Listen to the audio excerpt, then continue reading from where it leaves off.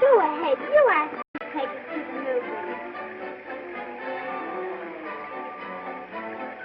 Go ahead. Well, what can I do for you? Put that old book away, Dad. Oh, come on. Are these supposed to be pictures? What's that? That, my dear young man, is a picture of the germ that causes tuberculosis. Tuberculosis? TB to you. Oh, that little thing? From that little thing comes that awful disease? It doesn't look like much to me. No? No. Do you know that that little thing is alive? Blow me down. Quiet, please. And it eats as you do. And it breathes. Oh, if that germ could only talk, what a story it would tell. But germs don't talk. No, but suppose he could. Suppose I could invent in my laboratory a special radio that could hear what he might have to say. Yes, that's an idea, all right.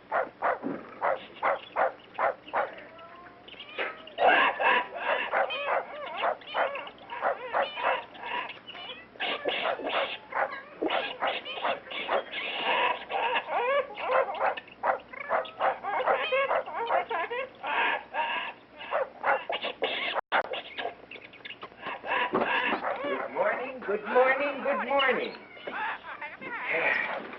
How are you all? Well, I suppose you'd like a piece of this banana, wouldn't you?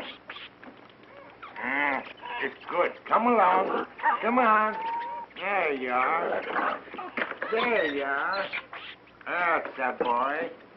Now, where's my Julius? Come on, Julius. Come on. There he is. Well, now, here. Here, have a piece of carrot. It's fresh and full of vitamins.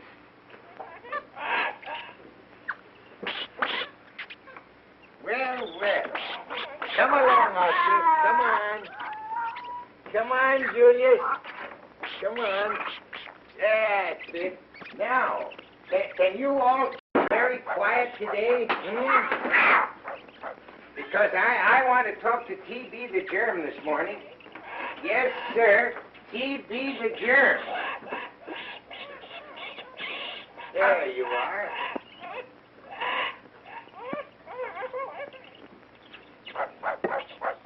Well, I've hit on it at last. With my new germ radio invention hooked up to my microscope.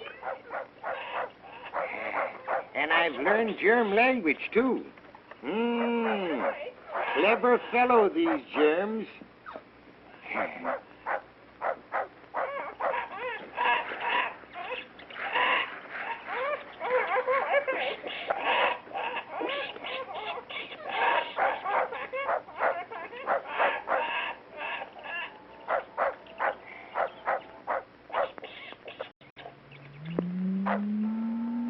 Now, quiet, everybody.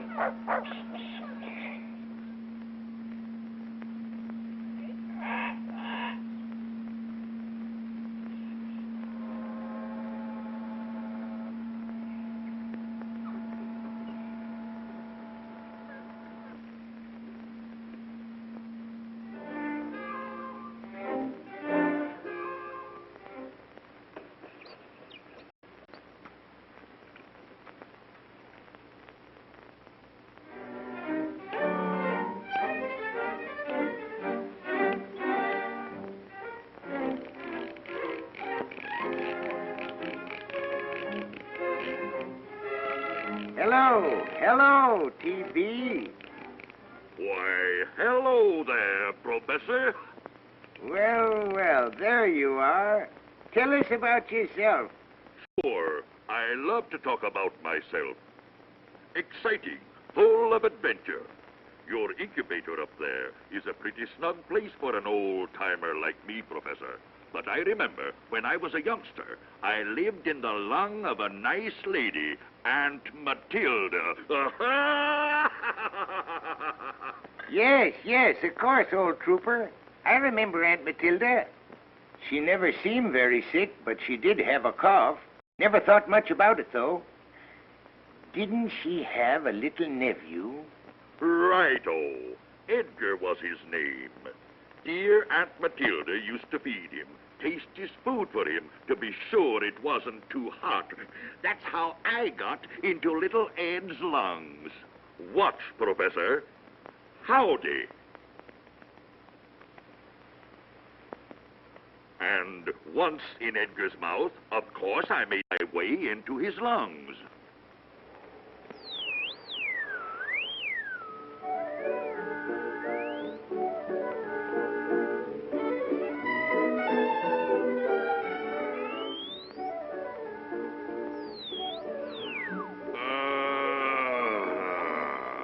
Well, what happened then? Gee, Professor, that was a nice place. Edgar's lung. So warm, pink, and cozy. Of course, I was lonesome, sorta. So I got busy. You know, we germs raise big families, and fast, too. All we need is a dark place in the body where soap and water can't get at us. Oh, how soap and water kill us. And Edgar knew nothing about all this? Oh, no. I guess he didn't even feel sick. But soon the cells in Edgar's body got busy and started to build walls around us. Oh, yes. That's how the human body protects itself. The cells of which it is made lock up the germs so they cannot scatter elsewhere in the body. So there we were, all balled up, jugged like ordinary thieves. Edgar's body won that battle. Oh, me. Uh-huh. That's what we scientists call a tubercle. What? A tubercle. A tubercle in a medical book looks like this. A firm, round capsule. And in the center, the germs. But go on, TB. What happened next? We pined and starved. Some of us managed to stay alive for years, I guess. Edgar grew up to be a handsome young man. Had a girl, too. Worked awfully hard to make good. Was careless about his meals.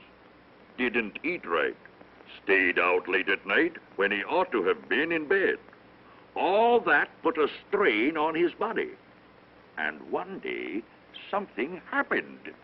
We germs saw our chance to escape. Edgar paid no attention, even though he had a cough and lost weight. We multiplied so fast, Edgar's cells couldn't keep up with us. So we spread and staked out new plots. His girl was the first to take notice. The boy had no appetite. And he had no pep. Tired all the time. Then one day, we germs broke through a pipe, an artery that passed through lungland, and a great flood of blood poured out. Edgar coughed up some blood. That scared him. At last, he went to a doctor, who sent him to a sanatorium. There he rested. Nothing to do but get his body strong. sad news for us. Oh, yes. I remember Edgar in the sanatorium. That's where I got you, by the way. That's right, Professor. That sanatorium is a bad place for germs like us. No chance at all. They don't let any of us escape. Every patient has his own paper cup. And you know what? They burn these cups. Sure death for germs. How is it you weren't destroyed, too? Well, the nurse sent some of Edgar's sputum to the laboratory to be examined, and I was in there. So the man in the white coat gave us a new home. A culture, he called it. Experimenting, I guess. He kept us in an incubator where it was warm, and there we grew. Well, I guess that's the story. And it was the man in the white coat who gave this culture to me. Do you know if Edgar got well, Professor? Oh, yes. He recovered completely. He's happily married and has a boy of his own now. That's good. Another Edgar. I may die soon, but my tribe will get him too. We'll get young Edgar. Ah, no, you won't. Things have changed, T.B. Edgar Sr. had learned his lesson, so he took young Edgar to the doctor and had a tuberculin test made. Well, what on earth is that? Just a simple skin test. It tells if there are any germs like you present in a person's body. You don't say. Smart, eh? They can't see us hidden away, so they invent this clever test. Ah. Well, this test was negative.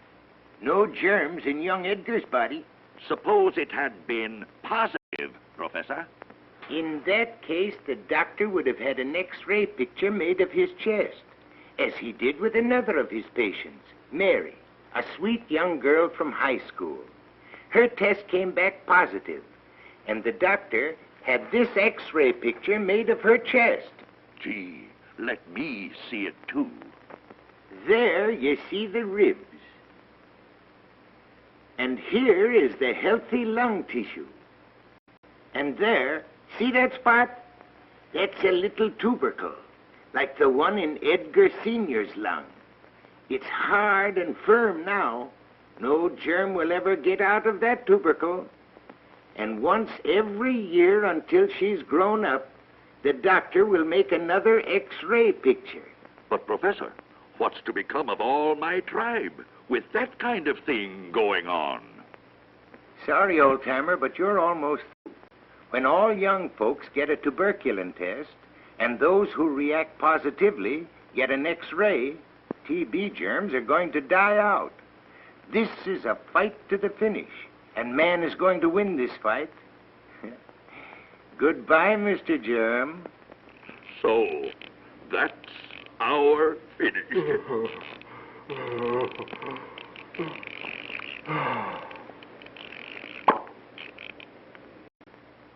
I see the day when tuberculosis will be licked.